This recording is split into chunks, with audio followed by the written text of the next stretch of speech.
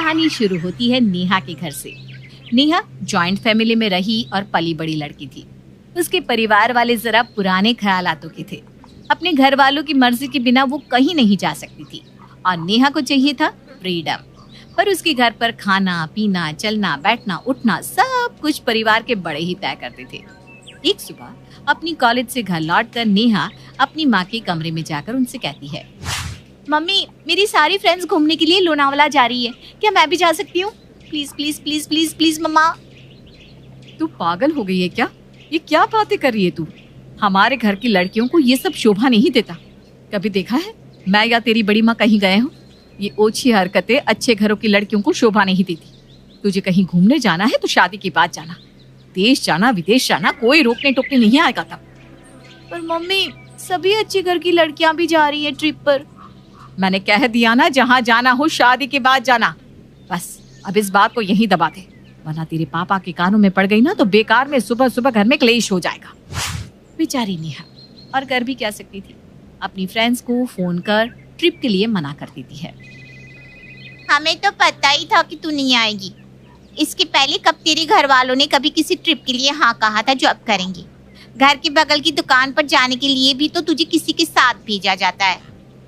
अरे यार, मैं खुद ये सुन सुनकर परेशान हो गई हूँ। जो करना है शादी की बात करना, जो करना है शादी की बात करना। अब तो लगता है कुछ भी करने के पहले मुझे शादी ही करनी पड़ेगी। मैं भी यही कहने वाली थी, तू तो सबसे पहले शादी कर, उसके बाद ही कुछ हो पाएगा, वरना तेरा तो दुनिया देखना ही मुश्किल है बाबा। मेरे घर वाले भी मेरे लिए लड़का देखना कभी भी शुरू कर देंगे। एक टाइम पर हमारी शादी होगी ना तो हम दोनों ट्रिप ना सही ग्रुप हनीमून पर ही चले जाएंगे। तभी वहाँ नेहा की बड़ी माँ सरस्वती आकर कहती है, शाम को 5 बजे तैयार रहना बेटा, मैं और तेरी माँ बाहर कुछ कपड़े खरीदने जा रहे हैं, तो तू भी साथ में चलना, तेरे लिए भी कोई सूट देख लेंगे। अब तो पता नहीं कब लड़के वालों से मिलना पड़ जाए, तैयारी रखनी पड़ती है ना। अभी से थोड़ा थोड़ा सामान जोड़ेंगे तब तो शादी तक सारा काम हो पाएगा। आप लोगों को मेरी शादी की इतनी फिक्र क्यों है? शादी नहीं हो, पता नहीं क्या हो गया। इसकी ना इन्हीं हरकतों से मैं परेशान हूँ भाभी जी। मैं क्या इसकी दुश्मन हूँ? 16 साल की थी मैं जब इस घर में मेरी शादी हो गई थी, तब से आज तक बस खटी तो रही हूँ। औरत का जीवन होता ही क्या है? तू ही बता नेहा, कभी देखा है तूने मुझे कहीं बाहर जाते हुए? 15 साल हो गए मुझे मायके गए हुए, क्योंकि तुम्हारे पापा को मेरे हाथ का खाना खाने की आदत है। अब उन्हें भी भूखा छोड़ दूंगी क्या? भगवान को भी तो मुंह दिखाना है मुझे। और फिर भी तू अपनी सहेलियों की सुनकर अपना मूड खराब करके बैठ जाती है। वो हमारे संस्कार नहीं है, छोड़ दे ऐसी सहेलियों। और शाम के वक्त नेहा अपने घर वालों के साथ शॉपिंग के लिए जाती है, जहाँ मॉल में उसे अपने लिए एक हॉट पैंट पसंद आता है। कितना कूल हॉट पैंट है ना मम्मी, मैं प्लीज इसे ले लूं। वैसे कभी नहीं पहनूंगी, बस रात को सिर्फ कमरे में। नीचे रख इसे। देख रही है ना भाभी आप इसकी हरकतों को? पता नहीं ये ऐसी हरकतें कहाँ से सीख कर आ रही है। ये कोई पैंट है? पहनो ना पहनो बराबर। हमारे परिवार में ये सब चलता है क्या भाभी जी? अभी इसके पापा इसके लिए लड़के देखने वाले हैं, हम इसके लिए साड़ी देख रहे हैं, और इस लड़की को ये छोटा सा 2 बित्ते का पैंट खरीदना है। तू भी क्या छोटी, हर बात पर इसे डांटती रहती है। कोई बात नहीं नेहा, खरीद ली इसे। वैसे भी अब तो तेरा ग्रेजुएशन पूरा होने वाला है, तेरे लिए लड़के देखने की बात शुरू होने ही वाली है। इसे खरीद कर अपने पास रख ले। जब तेरी शादी होगी ना तो ये तेरे बैग में तेरे ससुराल चला जाएगा। अपने पति के साथ तो पहन ही सकती है, जरूरी थोड़ी ना है कि तुम्हें भी हमारे पतियों जैसा ही पति मिले। खुले मिजाज का पति भी तो मिल सकता है। शादी के बाद पहन सकती हूँ? सच्ची? पापा डांटेंगे नहीं? अरे वो क्यों कुछ बोलने जाएंगे शादी के बाद? तेरा पति तुझे जो चाहे पहनाए, हम होते कौन है बोलने वाले? पर इस घर में ये सब नहीं चलेगा। घर में भाई है, चाचा है, थोड़ी तो शर्म कर ले। नेहा को बचपन से यही सुनने मिला था, जो करना हो शादी के बाद करना, जो करना है शादी के बाद करना। तो अब वो भी सोच चुकी थी कि जो करूंगी शादी के बाद ही करूंगी। मैं तो कहती हूँ मम्मी, 6 महीने बाद तुम लोग मेरे लिए रिश्ता क्या देखोगी? अभी से देखना शुरू कर दो ना। कम से कम शादी के बाद आराम से तो जीवन जीऊंगी। जहाँ मन होगा जाऊंगी, 11 बजे लौटूं, 12 बजे लौटूं, कोई कुछ बोलेगा तो नहीं। तुझे क्या लग रहा है शादी के बाद सिर्फ घूमना फिरना होता है? मायके में जब तक होते ना बच्चे, तब तक उन्हें लगता है वो बंदिशों में है। एक बार शादी हो जाए फिर समझ में आता है बेटा, पत्ता जब तक पेड़ से जुड़ा रहता है हरा भरा रहता है, जिस दिन पेड़ से अलग हुआ सूख जाता है। आज तुझे अपनी माँ की बातें कड़वी लगती है, पर जब तुम मेरी जगह पर होगी ना तब तुझे सब समझ में आएगा। अच्छा ऐसी बात है, तो मुझे आगे पढ़ने के लिए दिल्ली जाना है, भेज दो मुझे। वो तो शादी के बाद तेरे ससुराल वालों को तुझे पढ़ाना होगा तो पढ़ाएंगे, वरना जो तेरी किस्मत में वही होगा। जब राजा महाराजा ही अपनी बहन बेटियों को अपने घर नहीं रख पाए तो हम तुम होते कौन है। और क्या था, समय बीतते देर कहाँ लगती है। 3 महीने तुरंत बीत जाते हैं और नेहा के परिवार वाले उसके लिए लड़का देखना शुरू कर देते हैं। नेहा तो अपनी शादी की बात सुनकर इतनी खुश थी मानो उसके सारे सपने पूरे होने वाले हैं। उसे लग रहा था कि मानो घोड़ी चढ़कर एक राजकुमार उसके लिए आएगा और उसे सभी के चंगुल से छुड़ाकर आजाद आसमान में छोड़ देगा। पर वो कहाँ जानती थी कि शादी तो एक ऐसा बंधन है जिसमें प्यार के साथ बहुत सारी जिम्मेदारियां भी आती है। नेहा की शादी प्रेम से पक्की हो जाती है और वो प्रेम के घर की बहू बनकर उसके घर चली जाती है। शादी के दूसरे ही दिन नेहा प्रेम से पूछती है, हम लोग हनीमून पर कहाँ जा रहे हैं? आपने मुझे अभी तक बताया नहीं, कोई सरप्राइज है ना? शादी तो हो गई हमारी, हनीमून का क्या है, फर्स्ट एनिवर्सरी पर चले जाएंगे। अभी वैसे भी शादी में बहुत खर्चा हो गया है Neha, honeymoon I can't afford. क्यों? तो फिर मैंने जो कपड़े लिए उनका क्या? मेरे हॉट पैंट का क्या होगा? उन्हें मैं घर पर पहनूं? घर पर मतलब यहाँ? अरे नहीं नहीं नहीं नेहा, हमारे घर में तो बहुएं साड़ियाँ या सूट ही पहनती है, और हमारी तो कल ही शादी हुई है, तो कम से कम 1 महीना तो तुम्हें साड़ी ही पहननी पड़ेगी, वरना अगल बगल वाले बातें बनाने लगेंगे। ये कहकर वो अपने कमरे से बाहर निकल जाता है और नेहा परेशान होकर फौरन अपनी सहेली स्वाति को कॉल लगाती है, पर स्वाति फोन ही नहीं उठाती। किसे फोन कर रही थी? आप तो अभी बाहर निकले थे ना, कुछ चाहिए था क्या आपको? मैं बाहर निकला ही कब था, दरवाजे पर ही था। लड़कियों की आदत होती है, जब भी उसके मन की बात ना हो तो वो किसी ना किसी को फोन पर चुगली करके जरूर बताती है। तो मैं खड़ा होकर यही सुनना चाह रहा था कि तुम किसे फोन करती हो। अपने फ्रेंड को फोन कर रही थी ना, जिसकी शादी हुई अभी। नहीं उठाया ना फोन अब वो तुम्हारा फोन उठाएगी भी नहीं। अरे घर के कामकाज में फंस जाती है लड़कियां।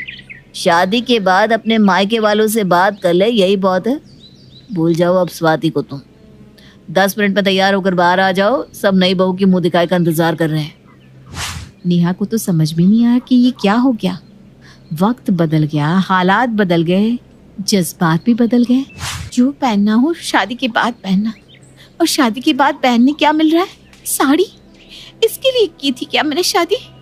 कुछ समझ में नहीं आ रहा। अभी कुछ दिन तो मैनेज करना ही पड़ेगा। और कुछ देर अपने दर्द का घूंट पीने के बाद नेहा साड़ी पहनकर सभी के सामने बाहर जाती है। मुंह दिखाई की रस्म के लिए नेहा का चेहरा ढककर उसे औरतों के बीच बिठा दिया जाता है। इसमें पड़ोस की विमला सबसे पहले उसके पास जाकर उसकी मुंह दिखाई करके कहती है, तेरी बहू का रूप तो चू रहा है संतोष।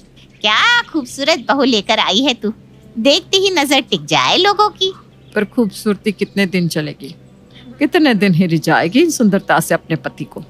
बाद में तो बुद्धिमत्ता ही काम आएगी। विमला तू बता, बहू अब अपने जीवन को किस तरह आगे बढ़ाना चाहती है? आगे क्या करना चाहती है, कैसे सब करेगी, बता। मैं जीना चाहती हूँ, अपनी मर्जी से रहना चाहती हूँ, बाहर पढ़ना चाहती हूँ।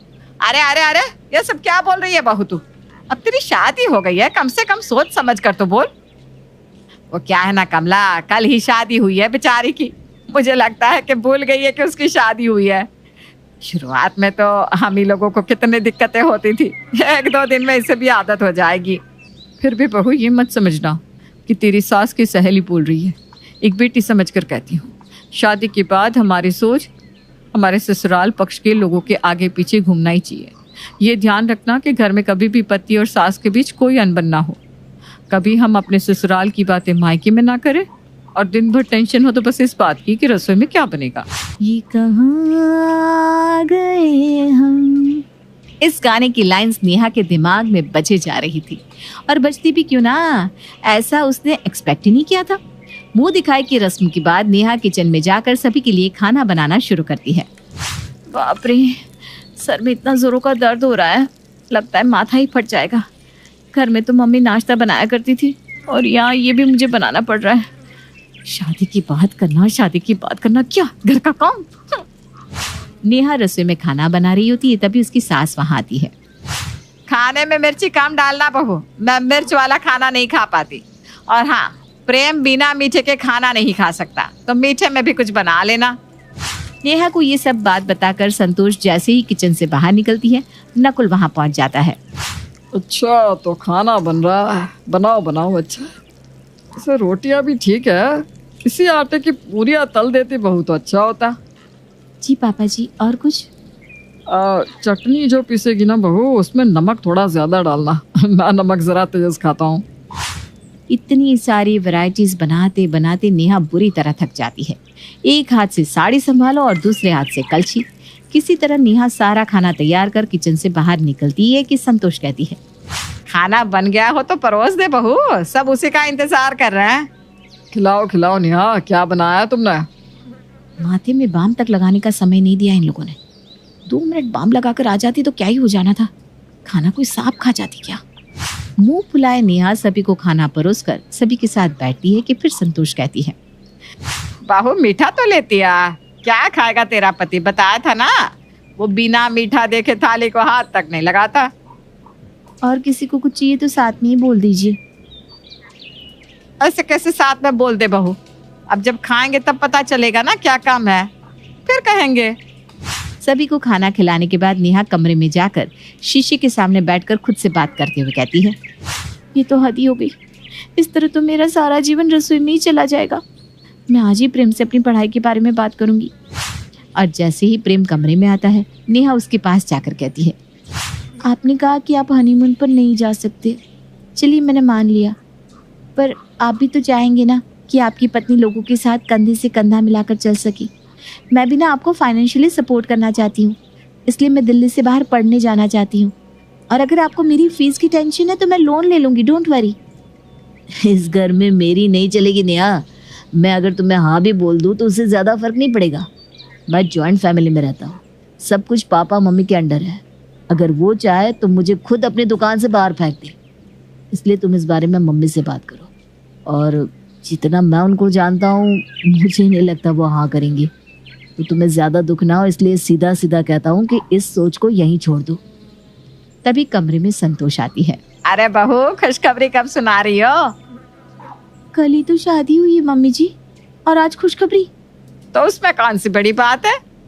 ब्यावली रात में ही मेरे पेट में प्रेम पड़ गया था। पहली रात को भी कई बच्चे पेट में पड़ जाते हैं, इसमें बुरा क्या है? अच्छा ही है ना, शादी करते हैं। अगर फट से बच्चा हो जाएगा तो तुम्हारा ध्यान इधर उधर भटकना भी बंद हो जाएगा। अभी तक तो नेहा ढंग से संभली भी नहीं थी कि उसके ससुराल वाले उसे बच्चा करने को कह रहे थे। नेहा कभी सर पकड़ती तो कभी कमर तो कभी साड़ी और घर के कामों में लगी रहती। सिर्फ किचन ही नहीं, झाड़ू पोछा कपड़े बर्तन, साफ कहे तो अर्ज से फर्श तक का सारा काम अकेले नेहा को करना पड़ता था। और उसकी सास सिर्फ नाम के लिए मदद करती थी। अब तो इन्हीं लोगों को सब करना है। मैंने तो जो करना था कर लिया। मेरी सास तो 26 की उम्र में ही किचन से मुक्त हो गई थी, तब से तो मैं ये सब करती आई हूँ। हम लोग भी कब तक करेंगे? फिर भी जितना होता है कर देती हूँ। कपड़े लपेट देना, यहाँ वहाँ से गिलास कप प्लेट उठाकर धोने में रख देना, और करूँगी भी क्या? अब भाई ये उम्मीद लगाएगी कि सास रोटियां बना दे, तो ना भाई ना, वो नहीं होने वाला। हमने तो अपनी बेटियों को बिठा कर नहीं खिलाया, तो ये तो बहू है। संतोष की सहेलियां रोज उसके घर पर जमावड़ा लगाकर बैठ जाया करती और इस टॉपिक पर डिस्कशन करती कि किस तरह बहुओं को पेश आना चाहिए और किस तरह नहीं। ये सही करती है संतोष। अगर बहू पर काम का प्रेशर नहीं रहेगा तो बेकार में इधर उधर दिमाग जाएगा उनका। कभी अपनी सहेलियों की परतर करेगी, कभी अपने मायके में बैठी भाभी की, और उसका फ्रस्ट्रेशन कहाँ निकालेगी? अपने ससुराल में, और वहाँ की शांति भंग करेगी। वही तो। जा नेहा, आंटियों के लिए नाश्ता लेकर आ। नेहा को दिन भर कभी ये काम कभी वो काम करते रहना पड़ता था, इसलिए अब नेहा बहुत चिड़चिड़ी सी हो गई थी। एक सुबह जब नेहा रसोई में खुद के लिए नाश्ता ले रही थी, उसकी सास वहाँ आती है। बहू, सत्तू वाली मिर्ची बना रही होगी तो मेरे लिए बिना सत्तू की ही निकाल देना। ठीक है मम्मी जी, मैं पहले नाश्ता तो कर लूँ। संतोष रसोई से निकलती है कि नेहा के ससुर जी वहां आते हैं। बहू मेरे लिए मिर्ची या तलना मत, उसे आग में भून कर ही तैयार कर लेना। तेल वेल अब छोड़ दूंगा। रोटी पर आज घी भी मत लगाना। नकुल की किचन से निकलते ही प्रेम दरवाजे से अंदर झांकता हुआ कहता है, और खाना बन गया नेहा? जिंदा क्यों हूं मैं समझ में नहीं आता। अब खाना भी नहीं खाओ? बोल दीजिए नाना, बोल ही दीजिए। अरे क्या हो गया डार्लिंग, इतना चिड़चिड़ा रही हो? किसी ने कुछ कहा क्या? कुछ बचा है क्या प्रेम जी? सुबह 6 बजे की उठी हुई हूँ, 12 बज गए, सब खा पी कर बैठे, पर अभी तक मैंने 2 रोटियां तक नहीं खाई। उसमें भी कोई कहता है दोपहर में ये बनाओ, कोई कहता है वो। अरे खा लूं पहले मैं। हाँ, सोचा था शादी के बाद मेरी दुनिया बदल जाएगी। ऐसी बदली है दुनिया कि रसोई से बाहर आने का समय ही नहीं मिलता। क्या हनीमून, कहाँ पहनूं अपने पसंदीदा कपड़े? सारे सपनों पर पानी फिर गया, अब रहूं भी नहीं क्या? वो मैं तो इसलिए आया था कि एक हमारी पार्टी है, उनसे हम रेगुलर परचेज करते हैं, तो उन्होंने 2 मॉरिशस की टिकटों का वाउचर दिया है। चलोगी ना तुम? और फाइनली नेहा को शादी के बाद घूमने का मौका मिल ही जाता। रात होते ही परिवार पर छा जाता है डर का साया, क्योंकि छत पे से आती है किसी के चलने की तो कभी किसी के हंसने की या रोने की आवाज। अरे ये कैसी आवाज है? ढम ढम ढम। सुनो, चुपचाप चद्दर ओढ़ कर सो जाओ। तुम्हें डर नहीं लग रहा क्या? लग तो रहा है, पर तुम्हारे खर्राटे की आवाज से तो कम डरावनी आवाज ही है ना। मैं बहू और आदित्य को उठाती हूँ। अरे इतनी रात को उन्हें उठाना ठीक नहीं रहेगा, तो छोटू को उठा देती हूँ। अरे छोटू अभी छोटू है, उसको मत डराओ। अरे कॉलेज जाने लगा है, इतना छोटा भी नहीं है। देखिए जी, मुझे तो लगता है कि हमें हवन करवा लेना चाहिए। कब तक हम इस डर में जिएंगे? अगली सुबह घर में काम वाली दीदी नहीं आती। मम्मी जी, उसने बोला कि अब वो नहीं आएगी, अपने घर पे भूत का साया है। मम्मी जी। अरे आप मुझे मम्मी बोल के शर्मिंदा क्यों कर रही हैं? अरे मैं अपनी माँ को याद कर रही हूँ बहू। माँ जी, मुझे तो कभी कुछ भी सुनाई नहीं दिया घर में। अरे तुम और तुम्हारे पतिदेव घोड़े बेच के सो जाते हो। अरे भूत तुम्हें परेशान करने भी आ जाए ना तो खुद परेशान होके चला जाएगा, क्योंकि तुम तो उठोगे ही नहीं, भूत का टाइम वेस्ट कर दोगे। मम्मी, मैंने ना नई काम वाली दीदी को कॉल किया था, शाम को आ जाएगी, और ये भूत वगैरह ना कुछ नहीं होता। अरे बेटा, कभी हमारे कमरे में सोएगा तो पता चलेगा। एक टोटका करती हूँ, अगर जल्द ही आवाज आना बंद नहीं हुआ ना तो मैं हवन करवाऊंगी घर में। माँ जी बहुत परेशान है, घर में भूत है इस बात से डर के बार बार काम वाली दीदियाँ काम छोड़कर चली जाती हैं, और ना ही कोई पड़ोसी उनके घर आना पसंद करता है। शाम को वो एक नई काम वाली दीदी का इंटरव्यू लेती हैं। मैं इस काम की क्वीन है, लिव लाइफ क्वीन साइज, बड़ा काम बैड प्राइस, इसीलिए 5,000 से 1 रुपया कम नहीं लूंगी, नहीं तो मैं चली। अरे ले लेना, वैसे भी इस घर में कोई आना ही नहीं चाहता। अरे कोई भूत चुड़ैल का सीन है क्या? अरे नहीं नहीं, ऐसा कुछ नहीं है। हाँ, अगर हो ना तो पहले ही बता देना, अपन अच्छे अच्छे भूत को गायब किए लिए है। हैं? सच में? हाँ जी माँ जी, लक्ष्मी घर की सफाई और बातों का सफाया करने में एक्सपर्ट है। तुम मेरी एक मदद करोगी? देखो, घर का बाहर काम हुआ ना तो अलग पैसे लेगी, मैं हिसाब की पक्की हूँ। बताओ किस टाइप का भूत है? अरे रात को ना छत से ऐसी आवाज आती है जैसे कोई चल रहा हो। एक बार बाबूजी ने जाके देखा तो छत पे कोई नहीं था। कभी वहां से हंसने की तो कभी रोने की आवाज आती है। अच्छा, मैं क्या बोले ली है, एक काम करो, सबको बुला लो यहाँ पर। लक्ष्मी के कहने पे छोटू, बाबूजी, आदित्य और बहू वहां आ जाते हैं। मैं लक्ष्मी, मैं आपके घर में नई हूँ, मुझे लोग लक्ष्मी मॉम भी बुलाते हैं। लक्ष्मी बॉम, ये कैसा सरनेम है? मेरे पिताजी ना पटाखे बनाने की फैक्ट्री में काम करते थे और मेरी जन्म भी दिवाली पे हुई थी, तो दिवाली पे लक्ष्मी भी आती है और बॉम भी, इसलिए लक्ष्मी बॉम। हाँ, यही बताने के लिए यहाँ बुलाया है क्या? अरे नहीं ना, घर में भूत है, उसको भगाना है, सबको साथ देना पड़ेगा। देखो, मुझे तो अभी तक दिखेला नहीं है, जिस दिन मुझे भूत दिखेगा ना, मैं चूड़ियां पहन लूंगी। है? चूड़ी पहनने से क्या होगा? अरे नहीं नहीं, मेरे कंगन खराब हो गए हैं ना, तो नई चूड़ी पहननी है, इसलिए बोल दिया। अरे पॉइंट पे आओ ना। देखो, रात को मैं छत पे सोएगी और अगर भूत आया तो पकड़ लेगी। अरे नहीं नहीं, ऐसा रिस्क मत लो। अरे अपन को भूत को डराने का है, भूत तो अपन को देख के ही भाग जाएगा। वो तो दिख ही रहा है तुम्हारी शक्ल से। आए, ऐसा शक्ल पे जोक नहीं मारने का, हाँ, वरना लक्ष्मी बॉम्ब फोड़ देगी, समझी? अरे तुमको क्या पड़ी है भूत पकड़ने की? आज ही आई हो और जासूस बनने चली हो। अरे तुमको बड़ा तकलीफ हो रहा है, कहीं भूत और तुम्हारा कोई गांठ बंधन तो नहीं है ना? हो सकता है, भाभी वैसे भी भूत वाली फिल्में बहुत देखती हैं। अरे देखो, मिलके भूत से लड़ने का है, आपस में ऐसा ना ही लड़ने का। रात को लक्ष्मी भूत के इंतजार में छत पर जाकर सो जाती है। सबको लगता है कि आज तो भूत पकड़ में आ ही जाएगा। आधी रात तक कोई हलचल नहीं होती, तभी अचानक किचन में एक बर्तन गिरता है। माँ जी, बाबूजी और लक्ष्मी किचन में आते हैं। लगता है भूत को पता चल गया कि लक्ष्मी ऊपर सो रही है, इसीलिए रसोई में आया था। या हो सकता है कि आपकी बहू ने भूत को बता दिया हो। अरे हमारी बहू पे शक मत करो, क्या वो चुड़ैलों के खानदान से है? है तो नहीं, पर उसके मायके वाले कम भी नहीं है जी। अब मैं ना कल किचन में सोएगी, यहाँ भूत आया तो पकड़ लेगी। हाँ, पर ये बात किसी को बताना मत या जोर से बोलना भी मत, वरना भूत को पता चल जाएगा। अरे नहीं जी, सबको बताना पड़ेगा, सबको पता होना चाहिए।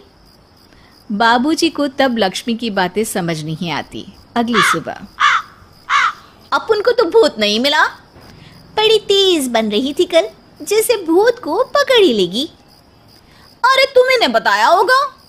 हाँ हाँ, भूत का तो व्हाट्सएप नंबर है ना मेरे पास, कुछ भी बोल रही हो। सारा घर वहां इकट्ठा हो जाता है। छत पे तो भूत नहीं था, किचन में आवाज हुई थी कल, तो आज मैं किचन में सोएगी। लेकिन लक्ष्मी किचन का बोल के आज भी छत पर ही जाती है और कई दिनों से सूखी पड़ी एक सीमेंट की खाली पानी की टंकी में बैठ जाती है। माँ और बाबूजी को लगता है कि आज किचन से जरूर भूत निकलेगा। है हनुमान जी, लोग बोलते हैं कि भूत भगा दो, मैं बोल रही हूँ कि भूत बुला दो, आज तो पकड़ ही लेगी मैं। थोड़ी देर में बाबूजी और माँ को छत से ढम ढम की आवाज आती है। आ गया, ऊपर है। किचन में नहीं आया, ये तो बड़ा स्मार्ट भूत है। तभी लक्ष्मी की नजर अंधेरे में चल रही एक लाइट पर पड़ती है, जो कभी छत की इस तरफ तो कभी उस तरफ हो रही है। लक्ष्मी टंकी में बैठे बैठे एक बॉम्ब निकालती है और छत के बीचों बीच फेंक देती है। बॉम्ब फट जाता है। बाबूजी, माँ जी, आदित्य और बहू डर के मारे हॉल में निकल आते हैं और देखते हैं कि सीढ़ियों की तरफ से चीखता हुआ छोटू वहां आ रहा है। Mummy, mummy! अरे क्या हुआ छोटू, ऊपर क्यों गया था? भूत देख लिया क्या? वो आवाज कैसी थी? वो आवाज थी लक्ष्मी बाम की। वो भूत और कोई नहीं जी, छोटू ही है, जो रोज छत पे जाके डम डम की आवाज करते हैं। छोटू तुम? वो बाबूजी, मैं। अरे छोटू जी किसी से बात करते हैं फोन पे, अंधेरे में छोटू जी तो नहीं दिखते, पर फोन की लाइट दिखती है और इनके पाँव की आवाज से ही डम डम डम की आवाज आती है। छोटू सच सच बोल, मैं अपनी एक दोस्त से बात करता हूँ रात को। आपका और मेरा कमरा आसपास है ना, इसलिए ऊपर जाके बातें करता हूँ ताकि आवाज़ ना आए। अरे भूत भी पकड़ा गया और उसकी गर्लफ्रेंड भी। अरे पर तुमने डरा के क्यों रखा घर में सबको भूत है करके? डर के मारे कोई चेक थोड़ी ना करने आता, और मैं कभी पकड़ा भी नहीं जाता ना, इसलिए। अरे तेरा तो भूत मैं उतारूंगी छोटू, होने दे सुबह। नहीं माँ जी, तुम्हारा बेटा है, टेढ़ा है पर तेरा है, मारने का नहीं जी, समझाने का।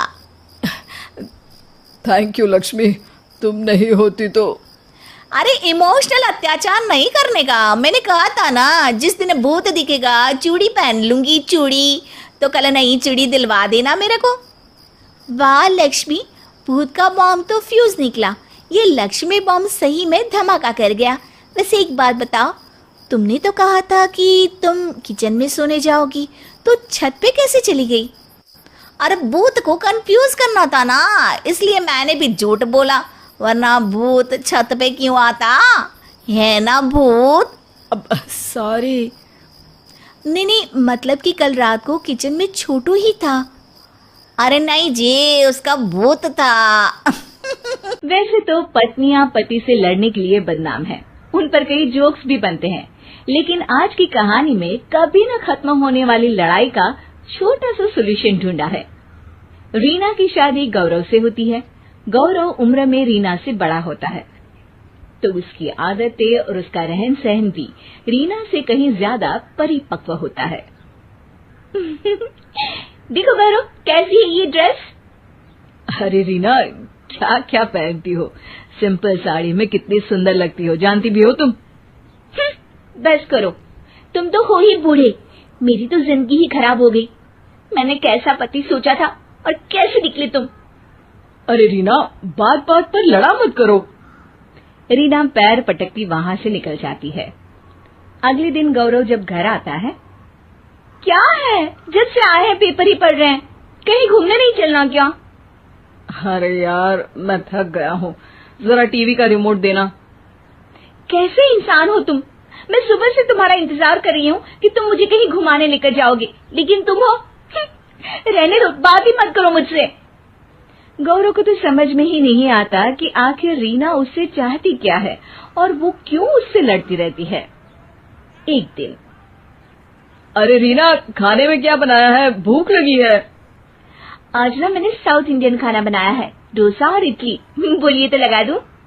अरे सांभर के साथ चावल दे दो ना, तुम्हें तो पता है इन सब चीजों से मेरा पेट नहीं भरता। ये सुनकर रीना का पारा 7वें आसमान में चढ़ जाता है। वो जोर जोर से चिल्लाने लगती है, फेंक दूंगी मैं सारा खाना, ना कोई खाना खाएगा और ना ही कोई सोएगा आज। अब तो गौरव के भी सब्र का बांध टूट जाता है। पहली बार गौरव रीना पर चिल्लाता है, बस करो रीना, बस करो, हर बात पर लड़ाई, हर बात पर झगड़ा। अरे मैंने बोला ही क्या है, बस यही ना कि चावल खाने का मन है। अरे पर टेस्ट करके तो देखो कि कैसा बना है खाना। अरे तो ये बोलती ना कि टेस्ट करके तो देखो, मैंने कब मना किया? क्या अब देखो तब लड़ाई, अब क्या खाना भी तुम्हारी पसंद का ही खाऊं? इतना कहकर गौरव वहां से निकल जाता है। अब क्या था, कभी न बोलने वाले गौरव के मुंह से इतनी बात सुनकर रीना का पारा हाई हो जाता है। वो वहां से पास में ही अपनी सहेली के घर चली जाती है। अरे क्या हुआ रीना, क्यों रो रही है तू? मैं गौरव के साथ नहीं रह सकती यार, वो बिल्कुल अच्छा नहीं है, उसकी सोच मेरी सोच से बिल्कुल मेल नहीं खाती। अरे ये तो भगवान ने नियम बनाया है, पति पत्नी कभी भी एक दूसरे के जैसे हो ही नहीं सकते। कहते हैं ना, दोनों गाड़ी के दो पहिए होते हैं। वैसे हुआ क्या है ये तो बता। अरे तू तो जानती है ना मैं कितना बोलती हूँ, और वो तो कुछ बोलते ही नहीं। तो समस्या ये है? अरे नहीं यार। तो फिर समस्या क्या है? यार मेरे जैसा खाते नहीं, मेरे मन लायक पहनते नहीं, कुछ न बोलना, हमेशा अपने ही ख्यालों में रहना। यार शादी की है, एक दोस्त की तलाश थी, ये तो बस ऐसा है कि जिंदगी खत्म होने का इंतजार कर रहे हैं। अच्छा, तो तुझे शाहरुख खान जैसा पति चाहिए जो बाइक में शर्ट खोलकर घूमे या फिर पत्नी के साथ रास्ते में गाना गाए? शायद हाँ, लेकिन वो तो फिल्मों में होता है ना। अब तेरे पति को ही देख ले, कितने हंसमुख है। जब देखो सबके बीच आकर सबसे बातें करते हैं, मस्ती मजाक, और ये एक कोने में बैठे रहते हैं या फिर अपने कमरे में ही बैठे रहते हैं। अगर मैं कहूँ कि मुझे तेरे पति जैसे लड़के अच्छे लगते हैं, गंभीर, सुलझे, कम बोलने वाले, तो? अरे क्या बात कर रही है, ये भी किसी को पसंद होगा क्या? क्यों नहीं, मुझे नहीं अच्छा लगता। वो मेरी किसी भी सहेली के सामने आकर मजाक करने लगते हैं, हर वक्त बोलते रहते हैं। अरे मर्द तो शांत ही अच्छे लगते हैं। अब तो रीना के पास बोलने के लिए कुछ नहीं था। वो समझ रही थी कि उसे जो मिला वो किसी का सपना हो सकता है। तभी उसकी सहेली उसे कहती है, देख रीना, कभी दो संतों को बात करते देखा है। शांति से एक दूसरे के सामने बैठे रहते हैं, दोनों बात नहीं करते, लेकिन फिर भी एक दूसरे को समझ जाते हैं। मैं तो यही कहूंगी कि तू अपने पति के मन को समझ, पहले समझ फिर समझाने की कोशिश करना, समझी? अब रीना को बात समझ आ गई थी। वो घर आकर गौरव के गले लग जाती है। गौरव कुछ कहता पर रीना उसे चुप कर देती है। अब आप जैसे हैं वैसे ही रहिए, मैं आपके साथ हर हाल में खुश हूँ।